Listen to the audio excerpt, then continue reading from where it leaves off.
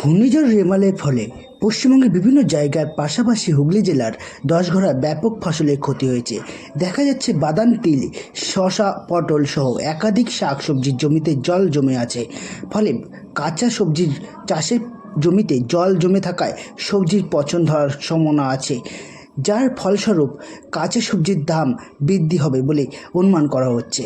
হুগলি থেকে আশিস কুমার ঘোষের বিশেষ রিপোর্ট, দর্পণ নিউজ 24x7। ঠিক এই মুহূর্তে আমি দাঁড়িয়ে আছি দশঘরার শ্রীকৃষ্ণপুর মাঠে। রেমলের ঝড়ে দেখতেই পাচ্ছেন এখানে ঝিঙে বাড়ির মাচা উল্টে গিয়েছে।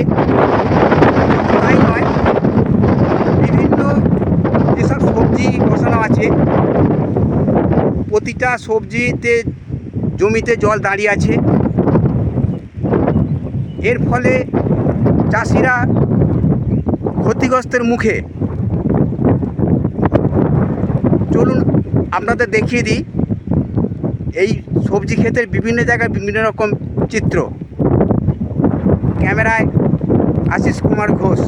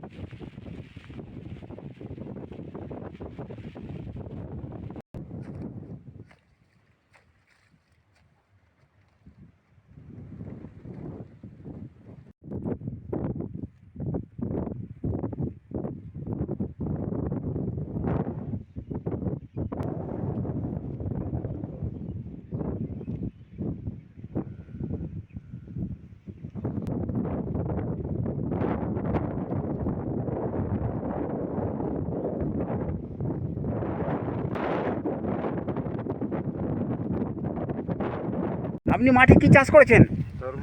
কত বিঘে? 15 কাঠা। 15 কাঠা জমি। তাহলে এই যে রেমাল ঝড়ে বৃষ্টি হয়েছে তাতে কি আপনার চাষের কি ক্ষতি হয়েছে? তরমুজের ক্ষতি হয়েছে। এখনো পর্যন্ত কোনো তরমুজ বিক্রি করেছেন? না। করেননি। তাহলে কি এই তরমুজ চাষ করে কি লাভের আশা দেখছেন না লোকসান আশা দেখছেন? এখন আপাতত লোকসানই আছে। লোকসান আশা দেখছেন। আপনার বাড়ি? দশঘরা। নাম? রাজেশ।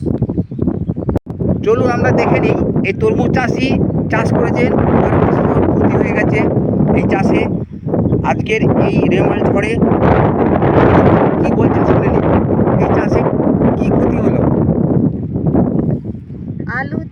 আলু পয়সা সব তরমুজেতে খরচা হয়ে গেছে। আচ্ছা, তরমুজ এখনো পর্যন্ত বিক্রি হয়েছে না হয়নি? এখন হয়নি, একটাও বিক্রি হয়নি। বিক্রি হয়নি। হ্যাঁ। তাহলে এই যে ঝড়ে যে জলটা হলো তাতে কি ক্ষতি হলো না লাভ হলো?